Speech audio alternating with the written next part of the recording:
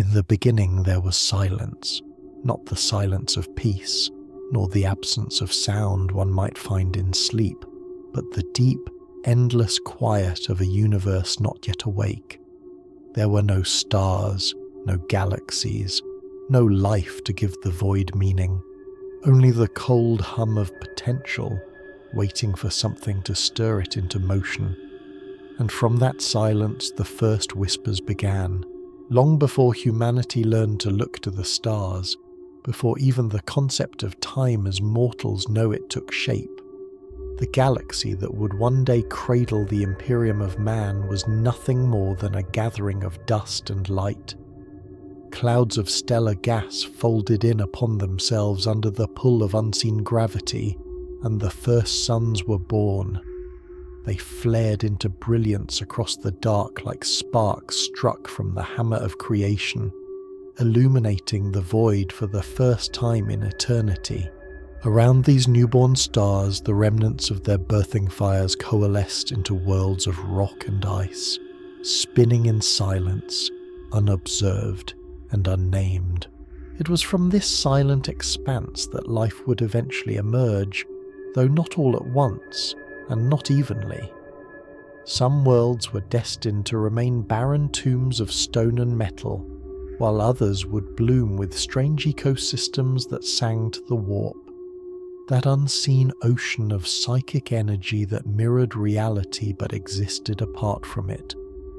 Every thought, every emotion, every act of creation and destruction left a ripple there. It was an ocean that grew deeper and darker with each act of sentient will that disturbed its surface. In those earliest eons, the warp was calm, a place of raw, unformed potential, a mirror to the material universe that shimmered with untamed beauty. It was not yet haunted by the things that would one day dwell within it. There were no demons, no gods, no whispers of madness drifting through its tides. It was an empty sea waiting for meaning. But like all seas, it would not remain calm forever. The first beings to awaken in this young galaxy were not human, nor anything remotely like humanity. They were ancient, far beyond mortal comprehension, creatures that some would later name the Old Ones. Their age defied measurement, and their wisdom was said to surpass even the gods that came after. They were the first to understand the warp, the first to see it not as a storm to be feared, but as a tool to be shaped. And through that understanding, they became masters of creation itself. With minds vast beyond imagining, the Old Ones moulded life across the galaxy as easily as a sculptor shapes clay. They seeded worlds with sentience, designed species for every environment, and taught the young races how to use the warp to travel across the stars. Their works were wonders, sprawling civilizations that spanned entire sectors, worlds where knowledge was as abundant as air. Under their hand, the galaxy bloomed with life and intellect. It was, for a time, an age of light. Amongst the creations of the Old Ones were beings of grace and perception, the ancestors of the Eldar, who would one day inherit the stars. Their lives burned bright with emotion and art, their spirits resonating deeply with the warp. There were others too, reptilian warriors bred for war, amphibious sages who spoke in colours rather than words, creatures that swam through the void as effortlessly as fish through water. Each had a purpose, each a role in the grand design, and for a time the design held. But all things that rise are bound to fall, and even the oldest stars eventually fade. For among the many worlds that bloomed under the guidance of the Old Ones was one cursed from the start, a planet called by its people the world of endless suns, the cradle of the Necrontyr. The Necrontyr were a doomed race, born beneath a cruel, dying star whose radiation poisoned them from birth. They lived short, bitter lives. Their cities were built from tombs, their empires ruled by those who sought only to escape the inevitability of decay. They looked upon the Old Ones, those immortal beings who had conquered death, and their envy turned to hatred. Why should they suffer while others lived forever? Why should their existence be a flicker while others shone eternal? It was this bitterness that would one day bring about the first great war in the history of the galaxy, the war in heaven. But that time had not yet come. For now the Necrontyr watched the Old Ones from afar and cursed the stars that had betrayed them. Their scientists turned their brilliance toward the impossible, the conquest of death itself. But such ambition would lead them to horrors even the Old Ones could not have foreseen. In these early days the warp remained tranquil, its surface only faintly stirred by the emotions of mortal minds. But as life spread and evolved, as creatures learned to love and fear and dream, ripples began to form. The psychic tides grew restless, shifting in response to the birth of desire, of anger, of hope. Every living thing left its mark, however faint, and those marks began to accumulate. The sea of souls deepened, thickened, and darkened. The first storms whispered through its depths. Across the millennia, more races arose. The Krork, savage and mighty, ancestors of the Orcs, thundered across the stars in endless war, created perhaps by the Old Ones to serve as living weapons. The early Eldar built cities of shimmering light and filled them with art, beauty, and hubris. The Slann, the reptilian servants of the Old Ones, guided worlds with patience beyond measure. The galaxy was alive with purpose, but purpose has a way of attracting entropy. No one knows how long this age lasted. The time before the war in heaven cannot be measured in years or centuries, for even the stars themselves were still young. It was an age where thought itself could shape the world, where science and sorcery were one and the same. Yet beneath it all, something vast and unseen was beginning to stir. The warp, once a mirror of peace, began to churn. The emotions of countless sentient minds fed it, filling its once quiet depths with turmoil. Joy and wonder still shimmered there, but so too did envy, rage, and despair. The first primitive entities began to coalesce, beings formed from the psychic echoes of living thoughts. They were not yet gods, not yet the towering horrors that would one day feast upon mortal souls.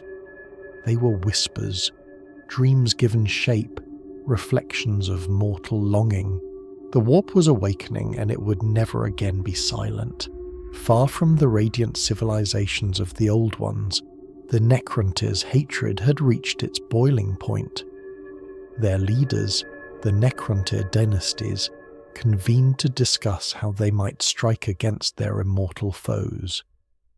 They had discovered the secrets of the stars themselves, the true nature of the blazing suns that gave life and death in equal measure, and in their searching they found something ancient, something that had been sleeping since the birth of the universe, the Citan. The Citan were star gods, vast sentient entities born from the energies of suns. They had no bodies, no need for matter as mortals understood it. They were hunger made manifest, beings of energy so immense that they could devour the life of stars as easily as a man might sip from a cup. The Necrontyr, desperate and dying, sought these beings out, and in their arrogance they awoke them. The first contact between mortal and god should have ended in annihilation. Yet the Citan saw potential in these fragile, bitter creatures. They offered the Necrontyr a terrible gift, immortality. The price would be everything they were. It was not yet the war in heaven. It was the quiet before it, the last soft breath before the storm that would shatter the stars themselves. But already the galaxy trembled at what was coming. In those distant eons, while the Old Ones shaped galaxies and the Necrontyr plotted revenge, humanity did not yet exist. The stars that would one day bear human worlds were still gathering their first dust. The galaxy had no emperor, no Imperium, no warships or prayers to the God Emperor of mankind. There was only potential, endless and waiting, like the pause before a symphony begins. If one could stand then, at the dawn of everything, and listen, truly listen, they might have heard it. The heartbeat of the cosmos itself, faint but growing stronger. The pulse that would one day become war drums, the rhythm that would drive gods and mortals alike toward endless conflict. But in that first age it was still gentle, a lullaby sung by the stars themselves. Light flickered softly across nebulae, and the galaxies turned in patient grace. The Old Ones watched from their thrones of light. The Necrontyr glared from their tombs of stone. The warp whispered in its sleep, and through it all time crept forward, slow, deliberate, unstoppable. For even the most peaceful dawn cannot last forever.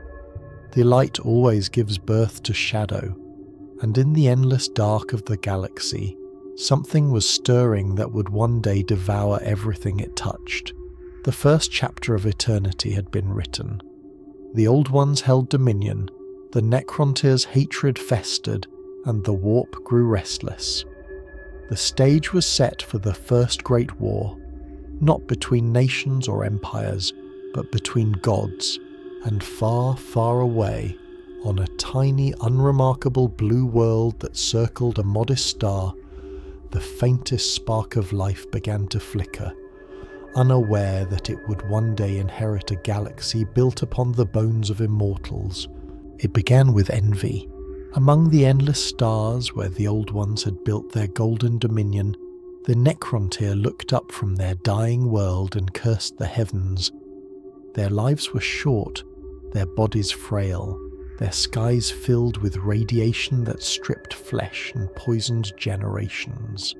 They watched as the servants of the Old Ones walked worlds of paradise, unburdened by death, their lifespans measured not in years but in ages, and as their bones withered beneath the light of a merciless sun, the Necrontyr began to dream of vengeance.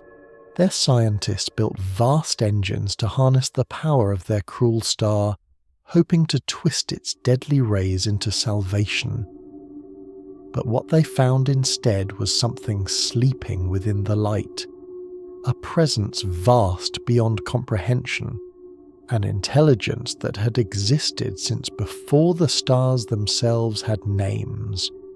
It was the first of the Citan, the star gods.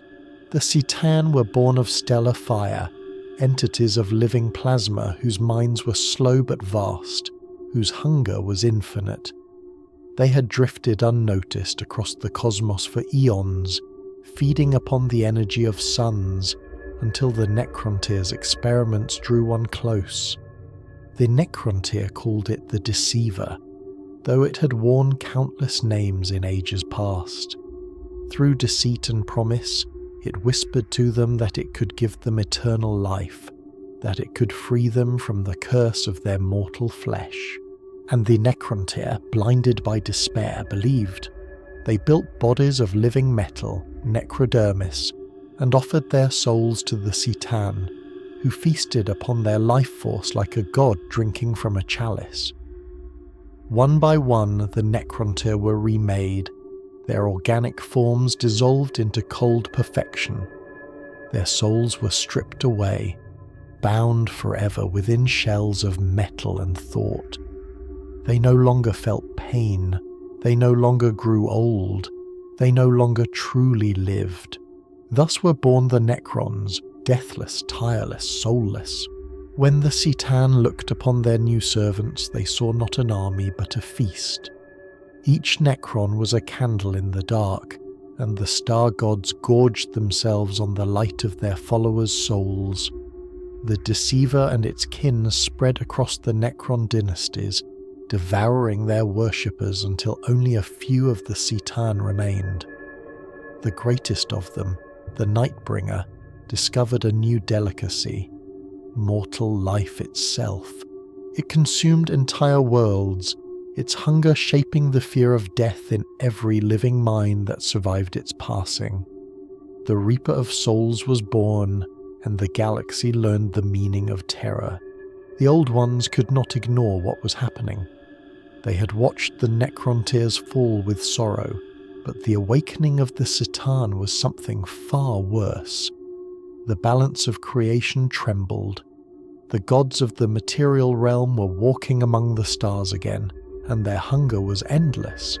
The Old Ones were not gods in the same sense.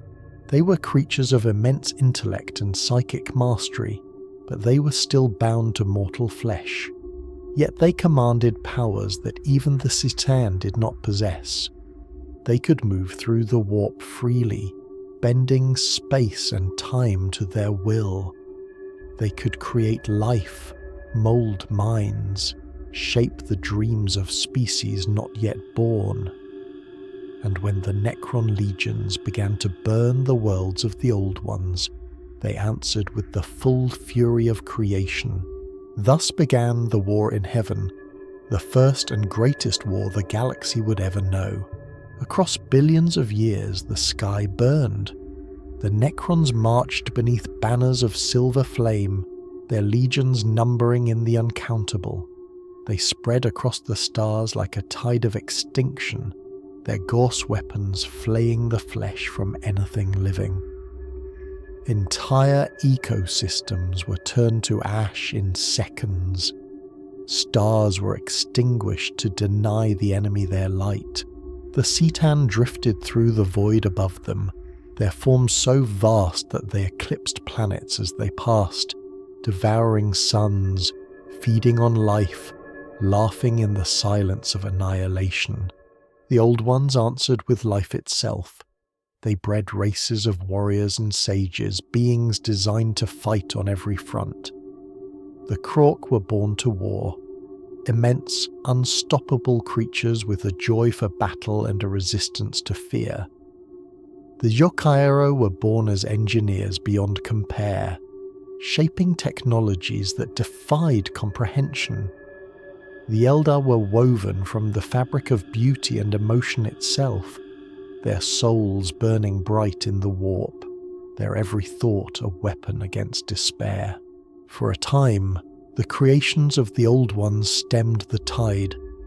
The Necrons could not comprehend life that fought with both logic and passion, and for a while, the Old Ones pushed them back.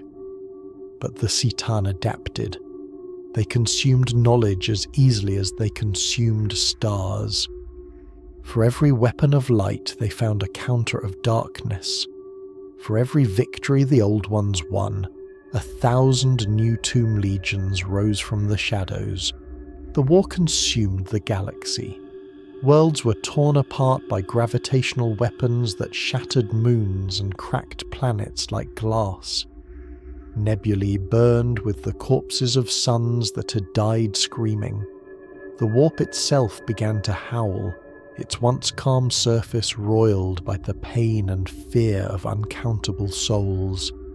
The first demons flickered into being, reflections of slaughter and suffering, half-formed shadows of what would one day become gods.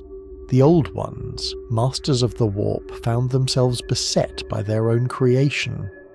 The psychic pathways they had once used for travel and communication became storm-tossed seas filled with predatory entities. Where once their fleets moved freely through the Immersive, now they were stranded, cut off by storms of madness and blood. The warp was no longer their servant. It had become their enemy.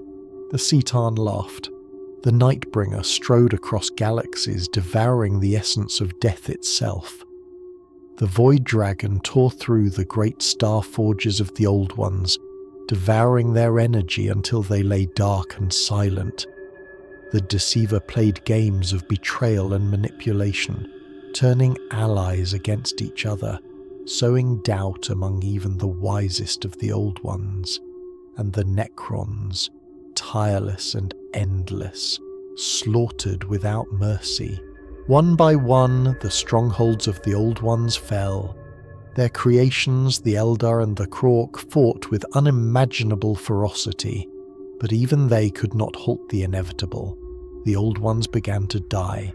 Their mastery of life could not save them from extinction. Their cities of light fell dark, their works unmade by the same forces they had unleashed. The galaxy's first golden age ended not in triumph, but in fire and silence. And yet, as the last of the Old Ones fell, their legacy endured. The species they had created continued to fight, even without their masters. The Eldar, now fully awake to their psychic potential, began to shape the warp itself with their emotions. Joy, sorrow, lust, rage. Every feeling they experienced rippled through the Immersive, giving form to powers that had never existed before. The warp storms grew stronger. The first great rifts tore through reality, and from the churning depths of that sea, the gods of chaos began to awaken. They were not yet the Four as mortals would one day know them, but their seeds had been planted. The first thoughts of change, of decay, of excess, and of blood began to take shape. The galaxy's collective fear of death fed them. The rage of endless war nourished them. The joy of victory and the grief of loss wove their essence together. They were not born of matter, but of meaning. The thoughts of the living made flesh. The Citan, beings of the material universe, could not comprehend what was coming. They were creatures of order and energy, and the warp's growing chaos was poison to them. Even as they feasted on the remnants of the Old Ones, their doom was being written in the storm above. It was the Necrons who struck the final blow against their masters. For centuries upon centuries they had served the Citan as slaves. They had watched their gods devour their souls and their worlds, and though they could no longer feel emotion as mortals did, some flicker of memory remained. A spark of rebellion that would not die. Led by their silent king, Zarek, the Necrons turned on their creators. Using weapons forged from the shattered remains of dying stars, they broke the Citan into fragments, shards of godhood scattered and imprisoned. The Necrons feasted on the remnants of divine power, and for the first time in aeons the galaxy was quiet. But it was not peace, it was exhaustion. The Old Ones were gone, their creation scattered. The Necrons had won the war, but at a price too high even for immortals. Their metal bodies endured, but the galaxy around them had become a graveyard. The warp was in turmoil. The stars themselves had dimmed under the scars of the war in heaven. The Necrons withdrew into their tomb worlds, sealing themselves beneath the surface of dead planets to sleep away the ages. Their king, filled with guilt for the horror he had unleashed, fled into the void, never to be seen again. And so, for millions of years, the galaxy slept. In that long darkness, the stars healed. Life began anew. The warp, though wounded, calmed enough for new species to thrive. Among the ashes of divine war, the seeds of countless civilizations took root. And far from the centers of ancient power, on a pale blue world circling an unremarkable sun, the ancestors of humanity began their slow crawl from the dust. The war in heaven was over, but its echoes would never fade. Every soul born after would inherit its scars, the fear of death, the hunger for power, the spark of rebellion.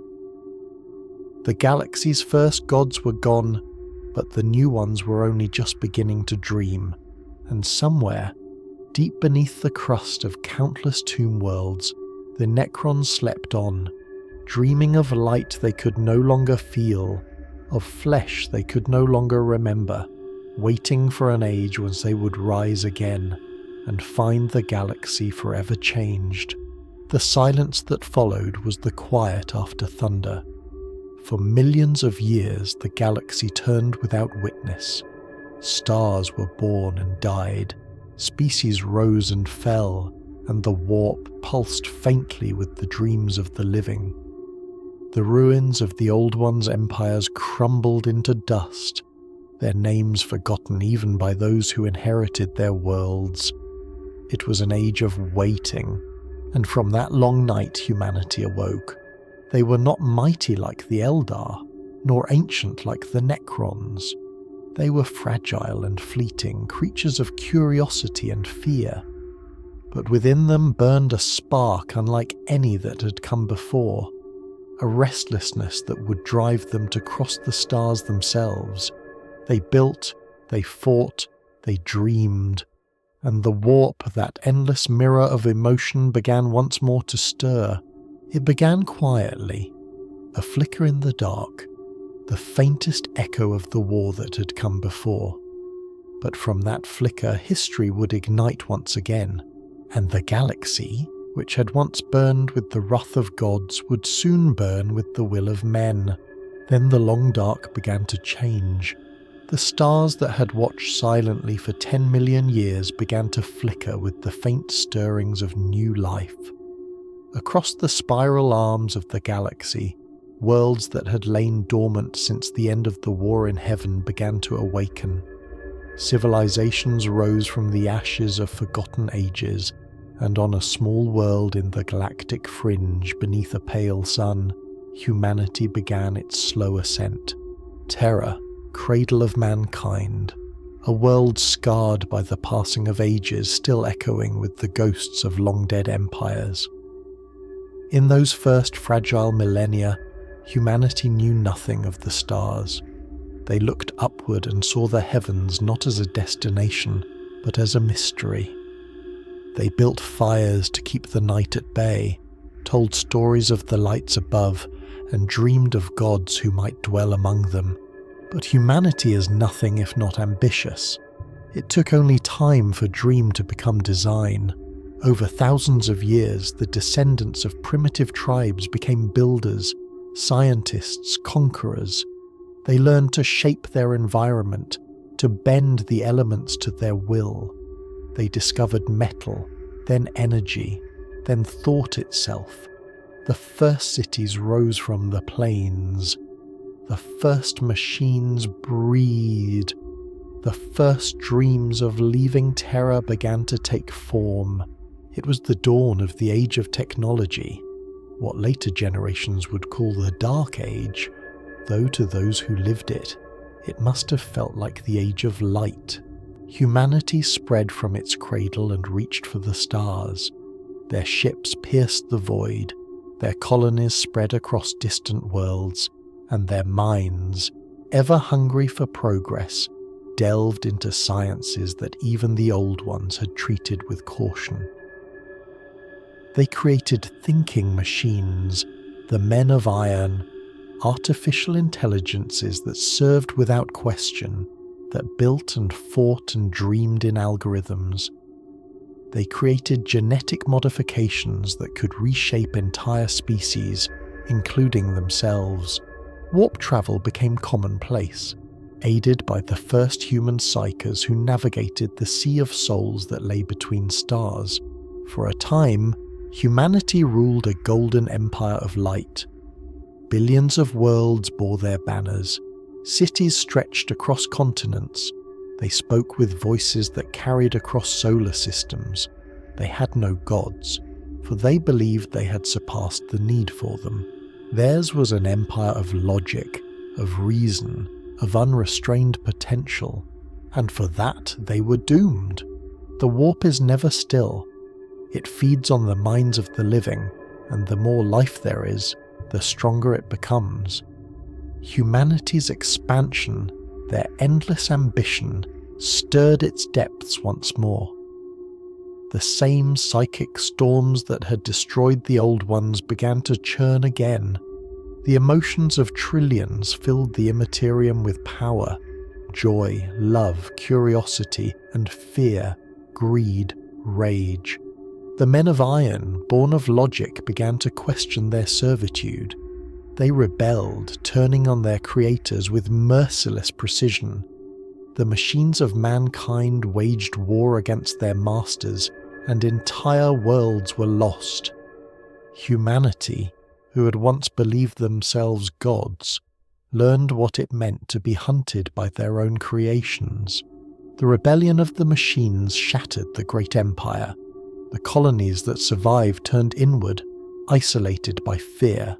Warp storms began to spread, separating human worlds from one another.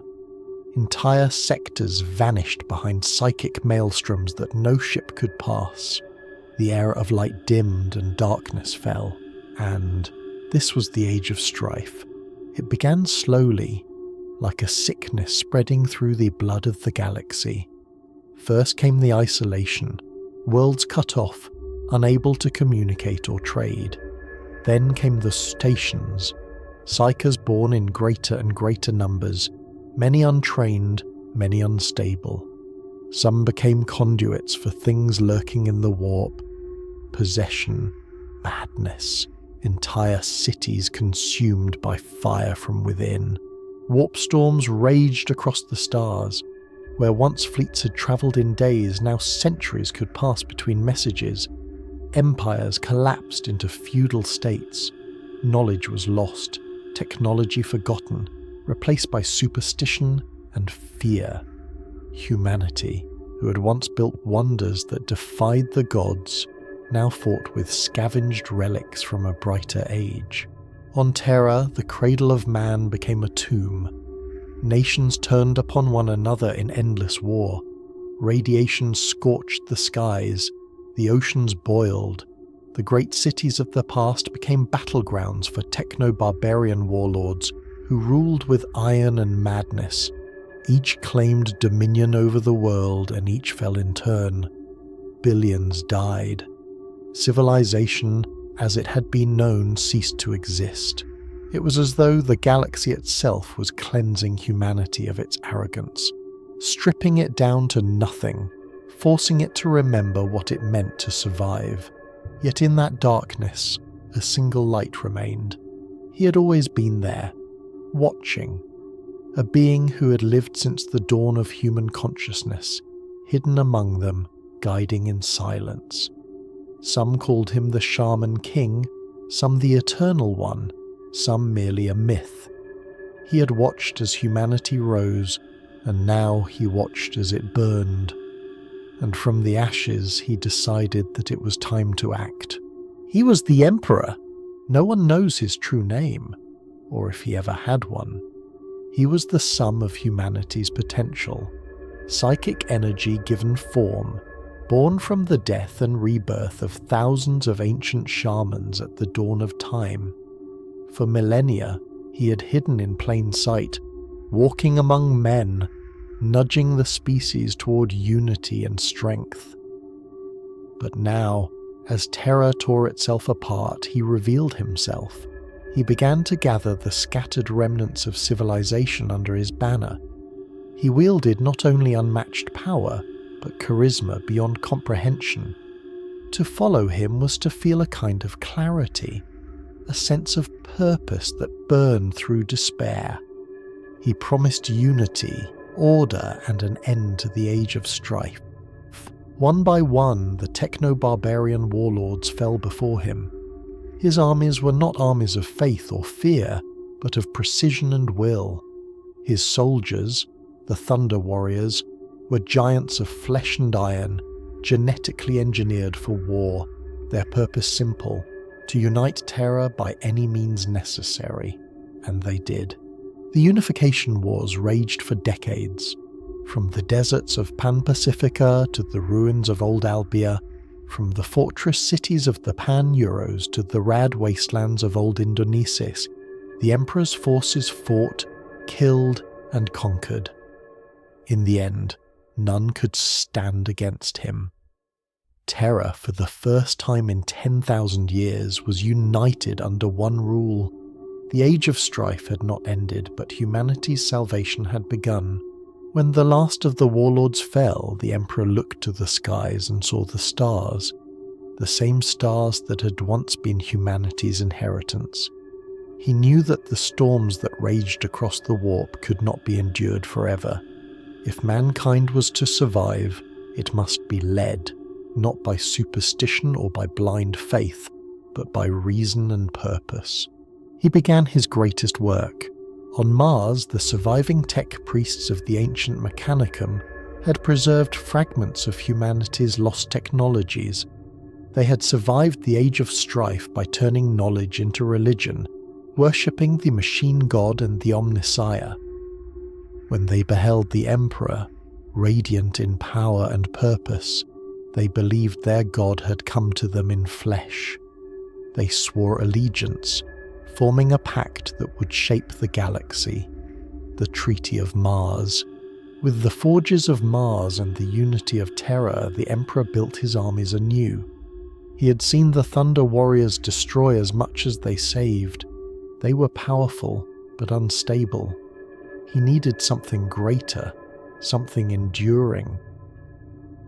He turned to his laboratories and began to shape not soldiers but sons, the Primarchs, 20 perfect beings, each crafted from his own genetic essence. They would be the generals of his legions, the guiding stars of his new Imperium. But the warp is never idle. The dark gods, newly awakened and ever watchful, saw what he was making. They reached through the veil and scattered his creations across the galaxy, flinging each child to a different world. The Emperor's dream was wounded but not broken. From the genetic material of the Primarchs, he created the Legends Astartes, the Space Marines. They would be his angels of war, his tools to reunite humanity's lost colonies, and with them he launched the Great Crusade. It began with a single ship leaving Terra's orbit, its golden hull gleaming in the light of Sol. Behind it, thousands more followed. Humanity's children, scattered across 1,000,000 worlds, would be found again. The Age of Strife would end, and the dream of unity would rise from its ashes. But dreams, even those of gods, rarely end as they begin. The warp still stirred, its storms whispering in the dark. The seeds of betrayal already grew in places unseen. The Emperor, radiant and terrible, had forged an empire of reason. But reason alone could not silence the hungers that lay in the hearts of men, or of his sons. And far above the stars, in the immaterial sea of thought and fear, 4 shadows watched and waited, patient as eternity. The galaxy turned once more, and the long night gave way to dawn, a dawn painted not in light, but in the pale fire of ambition. The Great Crusade had begun. The galaxy shone once more with the fire of conquest. After uncountable millennia of darkness, of isolation and fear, the stars themselves seemed to awaken under the banners of humanity reborn. The Emperor's Great Crusade swept outward from Terra like a tide of gold and iron, reclaiming the lost worlds of mankind one by one. His fleet stretched across the void, vast cathedral ships and fortress barges whose hulls gleamed with the symbols of the double-headed eagle, each one carrying the fury and faith of a newborn empire. For the first time since the ancient age of technology, humanity walked among the stars not as refugees, but as masters. Entire systems fell before the disciplined might of the Legions Astartes, the Space Marines. They were not merely soldiers, they were demigods clad in ceramite and steel. Their loyalty was unbreakable, their devotion absolute, their purpose pure. Each legion bore the blood of their lost Primarch, and though their father's gene sons were scattered, they fought with an inherited echo of his will. World after world was brought into compliance. Some welcomed the return of terror, weary from centuries of isolation and anarchy. Others resisted, clinging to the remnants of their own kingdoms and false gods. For these, there was no mercy. The Imperium's light was not a gentle dawn. It was a consuming fire. Planets that refused the Emperor's unity were razed to ash, their skies filled with burning wreckage. Yet even in the face of such ruthless expansion, the Great Crusade was seen by those who survived as a miracle, a deliverance from the age of strife. Warp storms began to calm under the psychic weight of the Emperor's presence. The navigators of his fleets could travel more safely, guided by the faint stabilizing beacon that emanated from Terra itself. Humanity began to speak once again with one voice, its lost fragments drawn together by the gravity of one man's will. And one by one the Primarchs were found. Each had been flung to a different world by the capricious tides of the warp, raised among strangers, shaped by alien skies and foreign wars. When the Emperor found them, he saw not the children he had made, but men. Kings, conquerors, warlords, each the reflection of a different part of his own divided nature. There was Horus, first among them, raised on the harsh world of Chthoniya, his loyalty burning brighter than any star. There was Guilliman, the statesman and builder, who had turned Macragge into a beacon of order amid chaos. There was Leman Russ, the savage lord of Fenris, whose warriors howled like wolves beneath the auroras of an eternal winter. There was Sanguinius, angelic and pure, whose wings were both blessing and curse. Perturabo, the bitter architect, Rogel Dawn, the unyielding defender, Magnus, the all-seeing sorcerer. The Emperor reunited with his sons one after another, and each was given command of his legion. To some, he offered wisdom, to others, warning. But always, he demanded obedience. The Imperium was not to be a democracy or a dream. It was to be an empire of will, a machine designed to endure eternity. And for a time it worked. The Great Crusade burned brighter with each victory. Alien empires that had ruled for millions of years were cast down. The Xenos were purged, their worlds claimed in the name of mankind. The Eldar, once proud and arrogant, retreated into their craft worlds, their civilization collapsing under the weight of its own decadence. Even the Necrons, still slumbering in their tombs, stirred uneasily beneath the shifting stars, feeling the return of order and light in a galaxy they had long left for dead. To those who lived through it, the Great Crusade must have seemed eternal, a golden age that would never end. The Emperor himself walked among men, radiant and invincible. His sons led armies that could shatter continents. Mankind, for the first time in all its long history, was united beneath one banner. But perfection, even divine perfection, cannot last. Among the Emperor's sons, pride festered. Each had been shaped by his own world, by his own wars, and though they all loved their father in their way, they were not the same. The Emperor had not made them equal.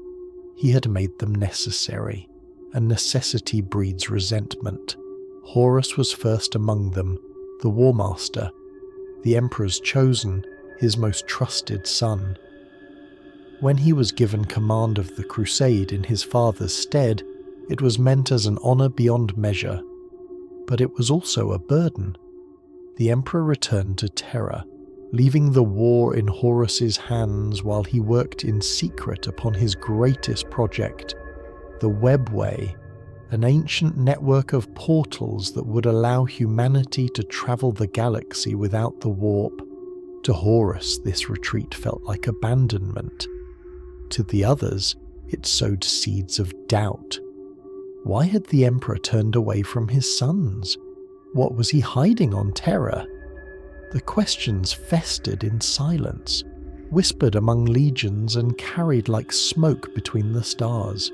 And the warp, as always, listened. For the first time since the war in heaven, the gods of the Immateriums, now fully awake and ravenous, turned their gaze upon mankind. They saw in humanity's passion, its faith, its fear, a new feast. The Emperor's empire had cut deeply into their domain, denying them worship, denying them power. The so-called master of mankind had sought to build a realm of reason where no gods were needed. And so, the gods of chaos decided to destroy him. They did not strike openly, they whispered, they tempted, they watched for cracks in the armour of loyalty. And in Horus, they found their opening. He had been wounded on a nameless world, a wound not of flesh, but of soul. In his weakness, the agents of chaos came to him, not as monsters, but as friends. They showed him visions of the future, of betrayal, of tyranny, of an emperor who would cast aside his sons to become a god himself. They twisted truth into poison, and Horus drank deeply. When he awoke, he was changed. He still loved his fathers, or thought he did, but that love was now wrapped in bitterness. He saw betrayal where there was none, pride where there was purpose, and slowly, carefully, he began to turn others to his cause. The galaxy that had been unified in light began to crack in shadow. One by one, legions fell to his whispers. Lorgar, the prophet who had worshipped his father as divine, turned to new gods when he was rebuked. Fulgrim, obsessed with perfection, sought it in corruption. Angron, the butcher, found in chaos the freedom from chains he had never known. And as Horus gathered his brothers, the storm that would end the Golden Age began to rise. It began on Istvan, a world like any other, unremarkable save for the slaughter that would stain it forever. Horus struck first, claiming rebellion in the name of freedom, declaring that the Emperor had betrayed them all. Loyalist legions were sent to crush him, unaware that half their brothers had already turned. The massacre was beyond words. The loyal died by the tens of thousands, betrayed by those they had once called kin. The ground burned for days, the skies turned black with ash. Istvan became a grave, not just for men but for innocence itself. The Horus heresy had begun. It was not merely a war between father and son, but between ideals, between the cold perfection of order and the passionate chaos of freedom. Worlds burned, fleets shattered, brothers slew brothers. The Imperium, once united across 10,000 light-years, tore itself apart. The Emperor from his throne on Terra felt each betrayal like a knife through his mind. He had foreseen much, but not this. His empire, built upon logic and destiny, was now bleeding to death at the hands of those he had loved most, and as Horus's fleets turned toward Terra, the galaxy itself seemed to hold its breath. The stars that had once burned with the light of conquest now flickered in shadow. Warp storms gathered once again. Demons walked among mortals, wearing the faces of men. The gods of chaos laughed across the Immaterium, their victory almost assured. But the Emperor was not yet defeated. He withdrew his remaining loyal legions to Terra, fortifying the Imperial Palace, a fortress built atop the bones of the world's oldest civilizations.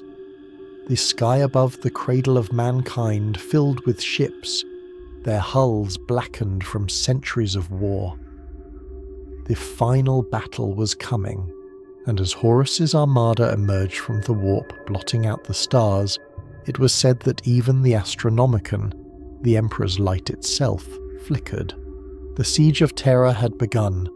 The heavens burned. The void above the throne world was filled with fire and death. Planetary defense shields shattered under the bombardment of the traitor fleets. The Lunar Wolves, now renamed the Sons of Horus, led the charge alongside the Word-bearers, the World Eaters, the Emperor's Children, and the Death Guard. Once noble legions, now twisted into reflections of the gods they served. Below, on the surface of Terra, the walls of the Imperial Palace trembled. The defenders, Imperial fists, blood angels, white scars, fought with the desperation of those who knew there would be no retreat. Every corridor became a battlefield, every courtyard a tomb. For 7 terrible days the battle raged. The skies bled. The ground was soaked with the blood of angels and monsters alike. And then came the end. Horus, the War Master, opened his ship's shields, daring his father to face him. The Emperor, knowing the war could not end while Horus lived, teleported aboard the vengeful spirit. What passed between them in those final moments can only be guessed. Some say Horus wept, some say he laughed. What is known is this: the Emperor struck him down. In that instant, the War Master's soul was obliterated, consumed by the very gods that had deceived him. The Emperor himself was mortally wounded. His body was broken, his spirit bound forever to the Golden Throne. A life not of triumph, but of sacrifice. The heresy ended, but so too did the dream of the Great Crusade. The galaxy fell silent again, but it was not the silence of peace, it was the silence of mourning. The Emperor became a god in death, seated upon a throne of gold, his body decaying, his mind a beacon in the warp that kept humanity safe. His Imperium endured, not as a paradise, but as a prison.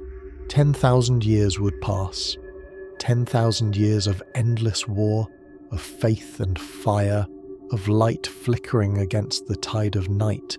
The Emperor's dream had survived, but only barely, and from that eternal twilight a new age began, the age of the Imperium. Would you like me to continue seamlessly into the age of the Imperium, the last and longest era, in the same storytelling style and uninterrupted flow? The fires of the Siege of Terra had faded into ash, but their smoke never truly cleared. The galaxy that had once burned with the radiance of a single dream was now a wasteland of haunted stars. The Emperor, humanity's saviour, conqueror and god, no longer walked among his people.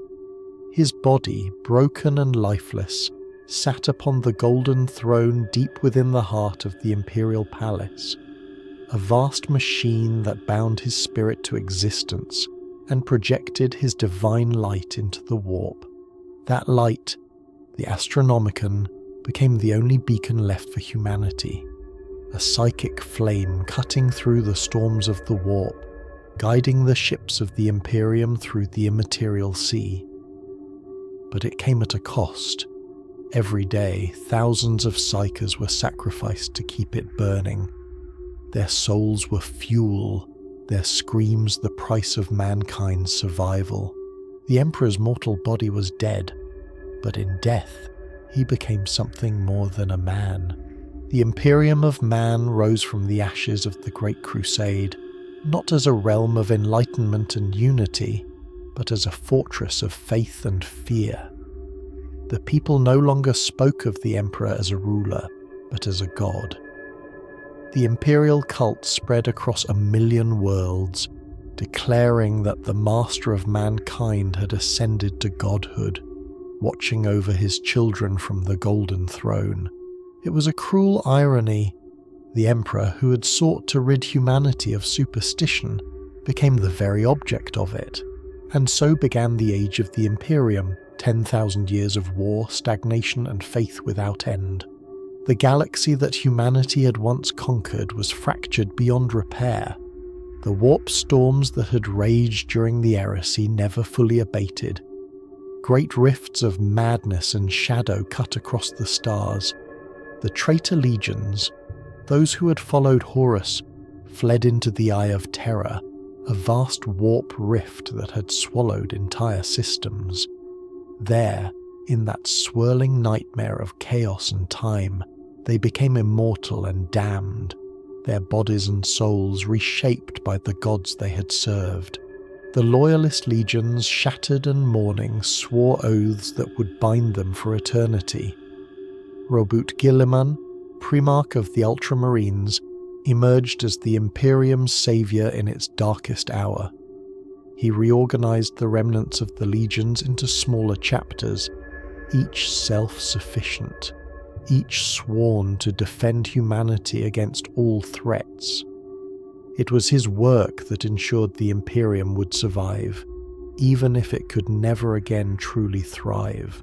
The heresy was over, but the wounds it left behind never healed. The galaxy became a graveyard of forgotten glory. The Imperium's vast fleets patrolled endless voids, bringing the Emperor's light to worlds that had not seen it in centuries. But for every planet reclaimed, 10 more were lost. The Xenos races that humanity had once crushed began to rise again. The Eldar retreated deeper into their craft worlds, their souls tormented by the birth of the god Slanesh, the Dark Prince, born from their own excess. The Orcs spread across the stars like a plague, their endless wars feeding upon themselves in an eternal cycle of destruction. And in the dark between the stars, the Necrons began to stir from their 10 million year slumber. But perhaps the greatest horror came from the void, from beyond even the reach of the Emperor's light. The Tyranids, a swarm beyond imagining, descended upon the galaxy. They were not creatures in any mortal sense. They were hunger made flesh, a hive mind stretching across light years, devouring everything in its path. Worlds that had stood for millennia were stripped to bedrock in days. Armies vanished without a trace, their biomass consumed to feed the next wave. The Imperium, for all its strength, could not stop them. It could only endure. Everywhere there was war. To live in the Imperium was to suffer.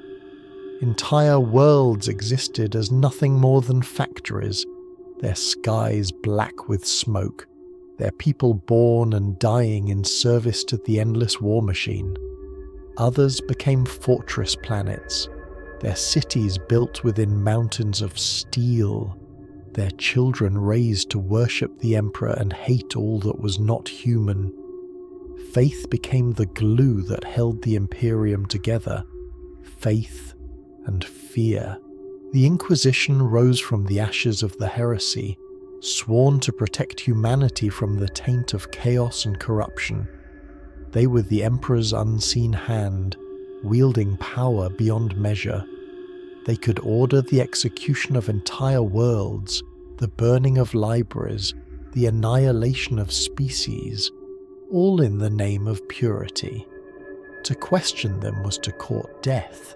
The ecclesiarchy, the priesthood of the emperor, built cathedrals that spanned continents, preaching the word of the god emperor. Their missionaries spread through the stars, carrying icons and fire in equal measure. Those who believed were blessed. Those who did not were cleansed. The Adeptus Mechanicus of Mars continued their sacred work, maintaining the machines upon which the Imperium depended. To them, technology was divine. Every circuit was a prayer, every engine a hymn. They did not create anymore, they remembered. Knowledge was ritual, progress, heresy. They had forgotten how to build the wonders their ancestors had taken for granted, and through it all, the Emperor sat immobile upon his throne, his mind stretched across the warp, fighting an eternal battle unseen. For though Horus was dead, the gods he had served lived on. The 4 powers of chaos ruled the warp as they had since time immemorial. Khorne, the blood god, who thrived on war and slaughter, whose every drop of blood spilled was an offering. Tzeentch, the architect of fate, who wove schemes within schemes, turning ambition into madness. Nurgle, the Lord of Decay, whose gifts of pestilence brought both death and cruel mercy. And Slaanesh, the Prince of Excess, whose hunger for sensation consumed souls as easily as flesh. They were eternal, their power fed by the emotions of mortals. Every act of hatred, every moment of despair, every whisper of desire, all fed the gods. Humanity's endless wars, its fanaticism, its cruelty, all became their feast. The Imperium fought to preserve itself, yet in doing so it perpetuated the very forces it sought to destroy. Each war strengthened the blood god. Each heretic burned strengthened Tzeentch. Each plague-ridden world strengthened Nurgle. Each whispered indulgence strengthened Slaanesh. The galaxy became a wheel of suffering, turning endlessly, feeding itself. Yet still the Imperium endured. The Space Marines became the immortal defenders of mankind, paragons of faith and fury. Clad in armour that shone like relics of ancient times, they waged war across the stars for causes they no longer questioned. Each chapter held its own beliefs, its own rituals, its own interpretation of the Emperor's will. Some fought for honour, some for penance, others simply because they had known nothing else. The Astra Militarum, the Imperial Guard, became the hammer of the Imperium, uncountable billions of soldiers drawn from every world, every culture. They fought with courage born not of faith in victory, but of fear of failure. Their lives were short, their deaths forgotten, but their sacrifice kept the Imperium alive, and beyond them all loomed the Inquisition, silent, watching, judging. They saw heresy in every shadow, corruption in every whisper. They burned worlds to ash to save the rest. Their motto was simple: innocence proves nothing. In time, even the Primarchs faded into myth. Some were dead, some lost, some damned. A few endured: Guilliman frozen in stasis, Leman Russ vanished into legend, Vulcan wandering the stars in agony, and others whose names became little more than prayers or curses. 10,000 years passed and still the Emperor's light flickered, but the galaxy did not sleep.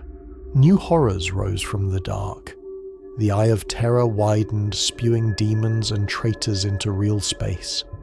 The forces of chaos struck again and again, their crusades of destruction tearing holes as a fabric of reality. The Imperium held, but barely. Each victory was bought with blood. Each century saw more worlds lost. And then, after 10,000 years of decay, something changed. The galaxy itself screamed. The warp tore open like a wound. The Great Rift, the Cicatrix Maledictum, split the Milky Way in two, a vast gaping scar of madness that swallowed light and time alike. Whole sectors vanished overnight. The Astronomicon flickered and failed. For the first time in millennia, half the galaxy was lost to the Emperor's sight. The Imperium was dying, but not yet dead, for in the depths of stasis on the world of Macragge, a Primarch awoke. Robert Guilliman, the last surviving son of the Emperor's dream, rose from his long sleep. He saw the Imperium his father had built, and he wept. What had once been a realm of reason was now a labyrinth of dogma. What had once been united by vision was now chained by fear, yet he did not despair. He took command once more, reforging the Imperium into something that could survive the Age of Darkness. With the aid of the Adeptus Mechanicus, he unleashed the Primaris Marines, a new generation of warriors, stronger, faster, more resilient. He waged war across the stars, not for conquest, but for survival. The Indomitus Crusade began, the greatest campaign since the days of the Emperor himself. The galaxy was aflame once more. Across the stars, the old powers stirred. The Necrons awoke in force, their tomb worlds rising in metallic silence. The Tyrannid hive fleets pressed ever inward, hungering for the last sparks of life. The Orcs gathered in numbers unseen, drawn by the scent of endless war. The Tau, young and ambitious, spread their greater good across the stars, unaware of the horrors that waited beyond. The Eldars, both living and damned, struggled to survive, haunted by their own gods and the birth of new ones. And through it all the warp boiled, its gods laughing in delight. The Imperium endures, but it does not live. It is a machine fueled by faith and fire, a realm of rusted glory where every sunrise is a reprieve and every night a prayer for survival. To live as a human is to suffer. To die for the Emperor is to find meaning. And on Terra, upon the golden throne, the Emperor still sits, a corpse that dreams, a god that bleeds light into the void. His mind stretches across the warp, holding back the tide with will alone. Every second is a victory, every breath of humanity a testament to his sacrifice. The galaxy turns and the war never ends. 10,000 years of blood, 10,000 years of faith, 10,000 years of fire, and still the Emperor watches. He cannot die, and he cannot live. He endures, and in the endless dark between the stars the whispers of the gods echo still. Laughter that never fades, hunger that never sleeps. The Imperium burns and the stars burn with it, yet still humanity dreams. And sometimes, in the quiet hum of a ship adrift between worlds, or in the faint prayer of a soldier beneath a dying sun, a whisper is heard, a reminder of what once was and what might be again. The galaxy burns still. 10,000 years of unending war have carved deep scars into the stars, yet the Imperium of man endures, a dying giant too vast to fall, too stubborn to die. Across its shattered domains, 1 billion souls cry out in prayer each day, and their voices rise like static into the void. The Astronomicon, that fading psychic flame fueled by endless sacrifice, flickers above Terra, dimmer than ever, but still there. The Imperium is divided now, cleaved in two by the wound that bleeds through reality itself. The Cicatrix Maledictum, the Great Rift, cuts across the galaxy like a gash through the skin of the universe. One half of mankind's empire still clings to the light of the Emperor's beacon. The other is lost in shadow, the Imperium nearless, a place where the warp rages unchecked, where demons stalk through the ruins of human worlds, and hope itself is a memory. For most, this is simply the way of things.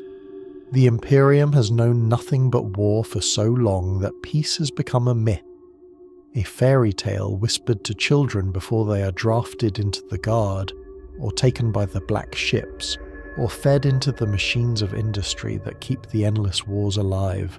But for those who remember the dream, for those who still believe in what humanity was meant to become, this is the twilight. And in that twilight, one of the Emperor's sons walks again among men. Rabut Guilliman, Primarch of the Ultramarines, once thought lost to time, was restored to life by a confluence of faith, technology, and desperation. The elder goddess of life herself, Isha, hidden within the body of Ivrain, the prophet of the Inari, played her part in his resurrection. Through her power and the arcane science of the Mechanicus, Guilliman rose once more, his mind filled with 10,000 years of silence, and his heart heavy with the weight of what he saw. He walked among the Imperium his father had built, and what he found was not the empire of reason and unity he had known. It was a decaying theocracy, a rotting colossus worshipping the corpse of a man who had once preached against worship. The people no longer spoke of duty or logic. They spoke only of faith, of sacrifice, of burning heretics and dying for a god who could not answer. To Guilliman, it was a nightmare made real, and yet it was also proof that humanity had survived. The dream was twisted, yes, but not yet dead, and so he took command once more. He called together the remnants of order, the loyal chapters, the Forge Worlds, the remnants of the Astra Militarum. He united them under one banner, not of conquest, but of survival. For the galaxy was dying, and only through unity could mankind endure. The Indomitus Crusade began, the largest military campaign since the Great Crusade itself. Guilliman's fleets, armed with new weapons, new soldiers, and renewed faith, surged into the darkness of the Great Rift. The Primaris Space Marines, his father's dream perfected, were unleashed upon the stars. Taller, stronger, purer than even their Astartes kin, they became the vanguard of humanity's rebirth. Worlds long lost to chaos were reclaimed. Warp-tainted skies burned clean. Millions rejoiced as the Emperor's light returned to them. For a moment, just a moment, it seemed as though hope had returned to the galaxy. But hope is a fragile thing. The forces of chaos were far from defeated. The Great Rift was not merely a wound in space, it was the domain of the gods themselves. From its depths came the warlord Abaddon the Despoiler, heir to Horus, war master of chaos, the eternal enemy of mankind. For 10,000 years he had waged his black crusades, striking again and again at the heart of the Imperium. His 13th crusade had succeeded where all others had failed. He had broken Cadia, that fortress world that had stood as humanity's bulwark for millennia. The Cadian Gate had fallen, the Eye of Terror had erupted, and from that eruption the Great Rift was born. Now his legions spilled forth from the warp unending, their armour blackened by the fires of the gods, their ships trailing the screams of the damned. The galaxy was his battlefield. His aim was not conquest, but annihilation. He sought not to rule the Imperium, but to burn it, to erase the last light of his father's dream forever. And so the war continued. The Indomitus Crusade clashed against the Black Legion across 1,000 worlds. Hive planets burned, tomb worlds awoke in fury. The skies above Forge Worlds turned to molten glass. Guilliman himself led from the front, his blade a line of light through the darkness, his will an echo of the Emperor's own. He fought not for glory but for meaning, to remind humanity that it still had a future, even in this age of endless night. But even he, for all his strength, could not escape the shadow of the past. On Terra, deep within the Imperial Palace, the High Lords ruled as they had for millennia, bickering, corrupt, terrified of change. They called Guilliman saviour, but they also feared him. To them he was a relic, a demigod from a forgotten age whose ideals no longer fit a galaxy built on dogma and despair.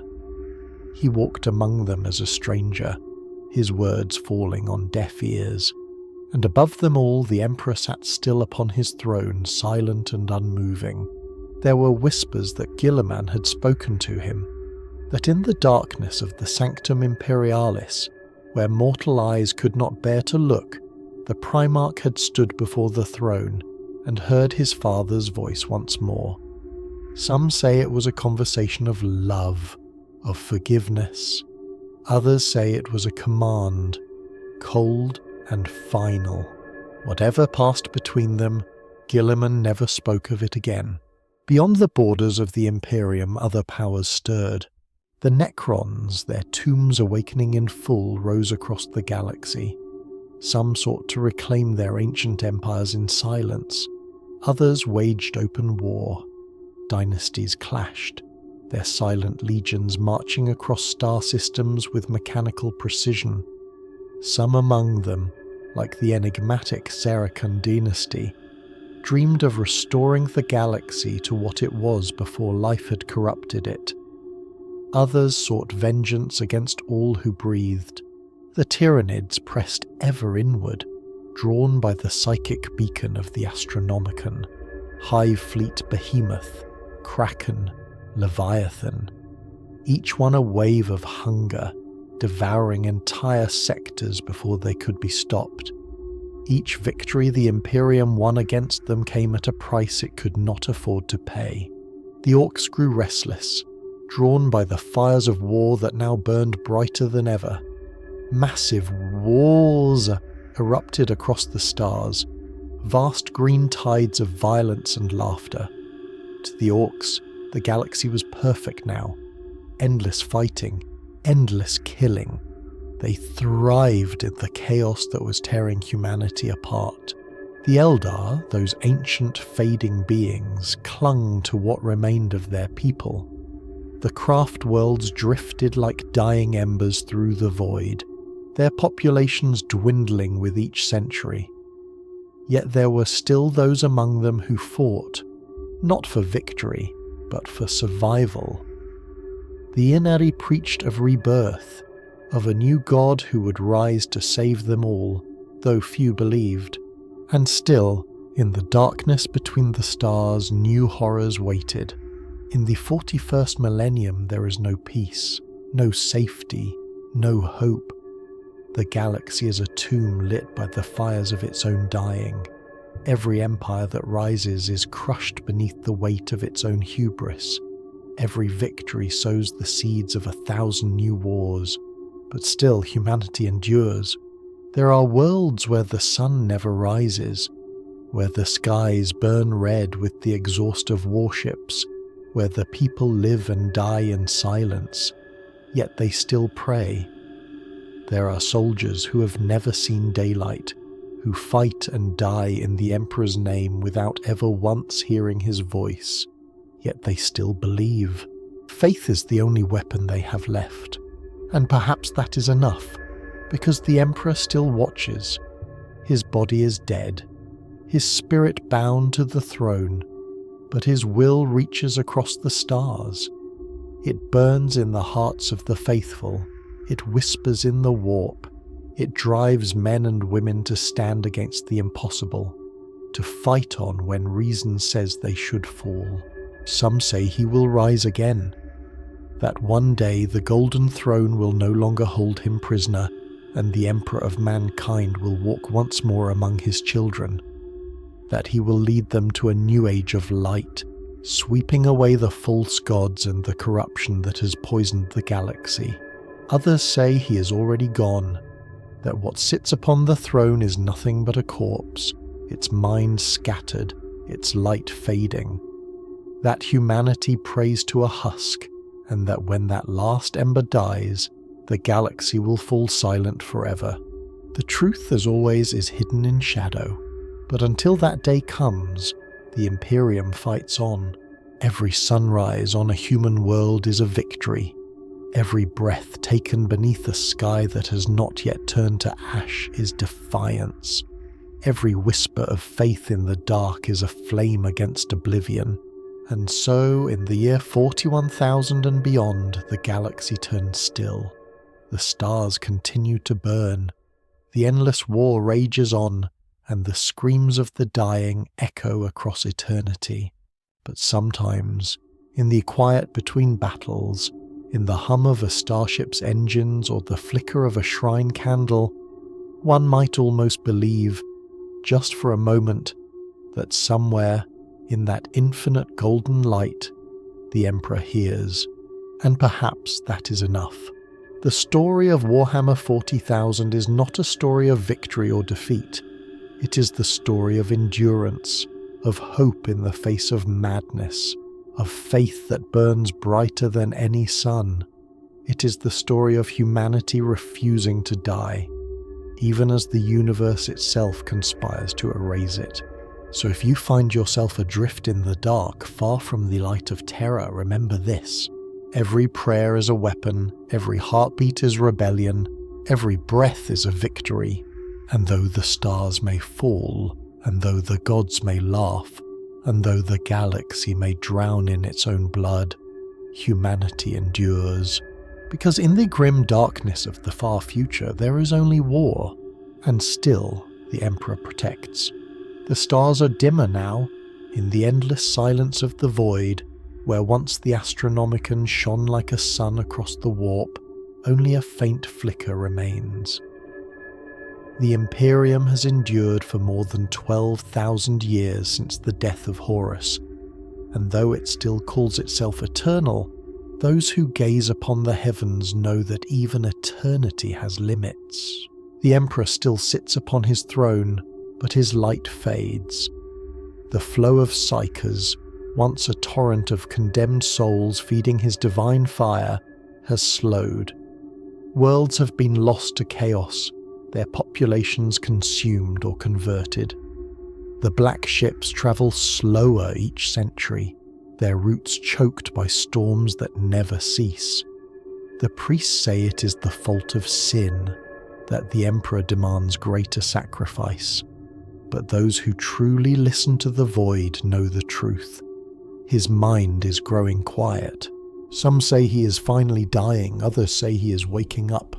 The Adeptus Mechanicus have long forbidden any to open the Golden Throne's sanctum, but rumours persist that sometimes, in the long hours between midnight and dawn, the machine hums in a different rhythm, a deep, measured pulse, like a heartbeat. Across the galaxy, the signs multiply. Warp storms burn with new colours. Astropaths hear whispers not in pain but in calm. The demons of chaos, eternal and unchanging, begin to falter, not destroyed, but uncertain. As though something in the warp itself is changing shape. The gods of chaos have ruled for eons, fed by the hate and fear of mortals. But even gods are bound by their food, and when the minds of mortals begin to quiet, so too do the gods. Perhaps it is exhaustion. Perhaps it is something more. On countless worlds, humanity is tired. Tired of dying, tired of killing, tired of praying to a god who never answers. In some forgotten corners of the Imperium, people have begun to simply stop. They do not rebel, nor kneel. They live and die in silence. And somehow, the warp around those worlds grows still. The orcs continue to fight, but their laughter is hollow now. The great wars that once shook sectors apart have become echoes of themselves, their momentum faltering. They do not understand why, only that the galaxy feels quieter. Some chieftains claim that Gork and Mork have gone to sleep, leaving their children without the thrill of battle. Others keep fighting anyway, because that is all they know how to do. The Eldar are almost gone. Their craft worlds drift empty, their souls fading one by one into the infinity circuit. The few who remain walk among ghosts, speaking to memories, praying to gods who no longer answer. Yet in their sorrow, they find peace. Their psychic resonance fades from the warp, not in despair, but in release. The Necrons rise in full. Their dynasties march across the galaxy, cold and ordered, sweeping away the ruins of biological life. But even among their ranks, strange malfunctions begin to spread. Some awaken, remembering fragments of what they were before the biotransference. Names, laughter, warmth. A few abandon conquest entirely, vanishing into the dark to seek something no one believes they can find, a soul. The tyrannid swarms continue to feed, but their hunger slows. They devour less, as though the hive mind itself grows distracted. Perhaps they have consumed enough, Perhaps they have learned all there is to learn, or perhaps they too feel something vast shifting in the currents of the void, something that makes even the oldest instincts hesitate. And through it all, the warp changes. The gods scream. Their realms flicker and collapse, not because they are slain, but because the mortals who fed them no longer dream as they once did. For 10,000 years, the warp has been a sea of madness, shaped by emotion. But what happens when those emotions fade? When mankind, after so much suffering, simply grows numb? The sea stills. The demons vanish, their laughter swallowed by the silence. The storms subside. Space and time, long sundered, begin to knit together. The galaxy exhales. The age of the Imperium ends. For the first time since the dawn of creation, there is quiet. The last High Lords die nameless in their marble halls. The great cathedrals of terror stand empty. The Mechanicus forges cool. The Space Marines, the Emperor's Angels of Death, fight their final wars against shadows, then stand before the ruins of their chapters and lay down their bolters. For the first time they have no orders, no crusade, no purpose. Some wander the stars alone, seeking death and finding none. Others turn inward, meditating in silence, their minds open to something beyond duty. And in that stillness something stirs. Deep beneath the Palace of Terror, where the golden throne hums eternally, the machinery begins to fail.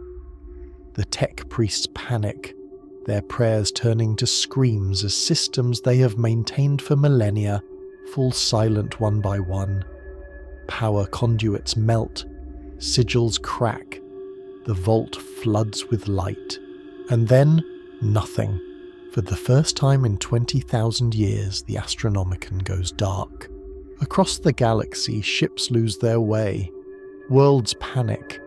Astropaths cry out and then fall silent. The light that has guided humanity for all its history has gone out, and in the dark something breathes. He is not as he was. The Emperor, or what remains of him, opens his eyes. They are no longer the eyes of a man, nor even of a god, but of something beyond both. His mind, once stretched thin across eternity, folds back into itself. He feels his body, frail, ruined, long decayed, and lets it go. The machine that held him collapses.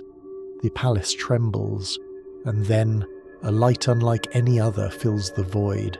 It is not the burning, blinding flame of divine wrath, nor the sterile radiance of technology. It is gentle, soft, infinite, warm. The kind of light that does not command, but invites. Across the warp, the gods howl as their realms dissolve. Khorne's throne cracks, Tzeentch's labyrinth unwinds, Nurgle's garden withers, Slanesh's palace falls silent. They are not destroyed. They simply fade, as though the dream that made them has ended. For millennia, humanity believed the Emperor to be their god. Perhaps they were right. But if he was a god, he was never the god of conquest or of punishment. He was the god of will, of the spark within every mind that refuses to die. And now, that spark spreads.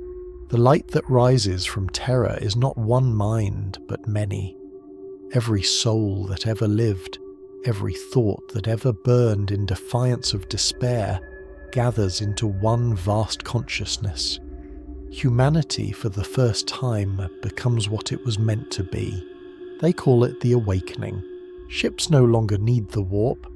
They move by thought, by presence, by the resonance of collective will. Distance becomes irrelevant. Time bends. The galaxy, once divided by fear, becomes whole. The last remnants of chaos vanish. The Tyranids drift into hibernation. The Necrons fall still, as though bowing to something greater than logic. Even the Orcs grow quiet, confused. their laughter fading into murmurs of awe. And somewhere among the stars a new sun ignites, not of fire but of consciousness. It is said that those who live in this age do not speak of gods. They speak of understanding. The Emperor is no longer a being apart but the voice within all. Humanity becomes its own salvation, not through worship but through awakening. The galaxy, once the stage of endless war, becomes something else.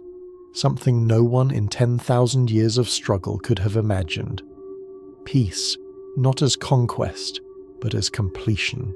The stars grow quiet again, as they were at the beginning, and perhaps in some far unmeasured future, when the light of this age has faded and new species rise from the dust of forgotten worlds, someone will look to the heavens and wonder, what gods once walked there? They will see the faint glow of ancient suns, and in their dreams they will hear a whisper, "You are not alone." In the deep quiet that follows the awakening, time itself seems to lose meaning. The stars no longer shine as they once did. Their light is softer now, a slow fading shimmer, like the last embers of a long-burning fire. The galaxy drifts in silence, the great engines of war gone cold, the endless fleets of men and Xenos alike reduced to dust and memory. No banners fly, no sermons echo, no cries of battle reach across the void. For the first time in millions of years, the universe breathes without violence. The Emperor, or the memory of him, is everywhere. Not a figure of gold and radiance, not a ruler upon a throne, but a whisper within every thought. The light that once blazed from terror now hums quietly through the warp itself, reshaping it into something gentler. The sea of souls, once a tempest of chaos and pain, has become calm, an ocean of still reflection. There are no demons now, no gods waiting in hunger. The warp has become what it was before the first sentient mind disturbed its waters. Potential, infinite, unformed, silent. Humanity no longer travels by ships of steel or engines of fire. They move as thought, as intention. Across the galaxy, consciousness flows freely between stars, no longer bound by distance or death. Those who once were mortal now live in a unity of understanding that stretches across worlds. They do not speak, yet they are never alone. They do not build, yet their creations shape themselves through will. The Imperium has dissolved, not in collapse, but in transformation. Its ancient cathedrals and manufactorums stand empty, half buried beneath the dust of ages. The endless machinery that once devoured lives now sleeps, its purpose fulfilled. The ecclesiarchy's hymns are forgotten, but their echoes linger in the calm rhythm of the stars. The Adeptus Mechanicus, once enslaved to the machine god, are gone too, their knowledge no longer sacred, but shared freely among all minds. On Terra the palace is a ruin. The golden throne has long since crumbled, its once glorious mechanisms corroded into silence. Around it grow gardens, quiet, soft, filled with strange bioluminescent flora that sway in the still air. They are tended not by servitors or priests, but by humans who no longer remember what servitude was. They walk barefoot through the ruins, and sometimes, when the light catches the air just so, they see a figure sitting among the flowers, a man in simple robes, smiling faintly, watching the sun rise over a healed horizon. No one speaks to him, no one worships him, but all who see him feel the same peace, a recognition, as if meeting an old friend after an eternity apart. The stars continue to fade. The great civilizations of the galaxy, Eldar, Necron, Orc, Tau, Tyrannid, all gone or changed beyond recognition. Some joined the awakening, their essence merging with the human consciousness that now threads the cosmos. Others drifted into silence, their stories complete. The orcs, their laughter gone, became legends of chaos long past. The Necrons who sought eternity found it not in metal, but in surrender, their minds dissolving peacefully into the stillness they once feared. The Tyranids, deprived of hunger, fragmented into smaller minds, each finding its own quiet corner of the universe to rest in. The stars age. One by one they cool and dim. The galaxies expand, their light thinning into the black. The warp, now calm and nearly empty, becomes translucent, a veil so thin that reality and the immaterial are one and the same. The last suns burn red, then darken into embers, and yet life does not end. Humanity, if it can still be called that, is no longer bound by flesh. It exists as pattern, as resonance, as song.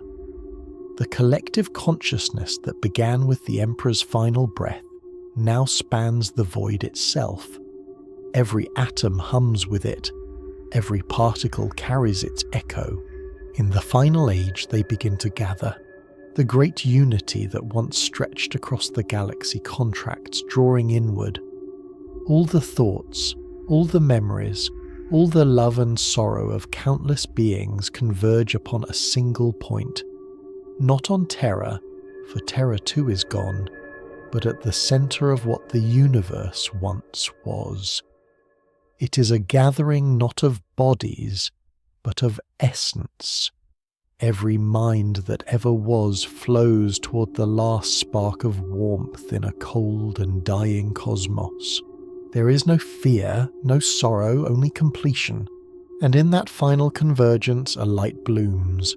It is not bright, not the roaring fire of creation, but a soft golden shimmer, like dawn through mist. It expands slowly, quietly, until it fills the void where once the Milky Way spun. It is every voice, every dream, every story that has ever been told, all woven together into something new, and within it there is the faint outline of a figure. He stands as he did in the beginning, tall, radiant, human, the Emperor, not the god, not the conqueror, but the man who had walked among his people before they knew his name. He looks upon the light around him, the unity of all life, and for the first time in all eternity, he smiles. Not in victory, but in understanding. This is not ascension, it is not divinity, it is peace. He raises a hand and the light moves with him. The universe breathes out one last time. The last atoms cool, the last stars flicker, and everything becomes one. The cycle ends as it began, in silence. But silence is not nothing. It is potential. It is the breath before creation, the stillness before a new spark ignites. Somewhere, beyond time, beyond death, a new universe stirs, perhaps born from the remnants of this one, perhaps entirely new. And in that first tremor of awakening, in that first whisper of existence, there is something familiar, a memory, faint but enduring, a will that refuses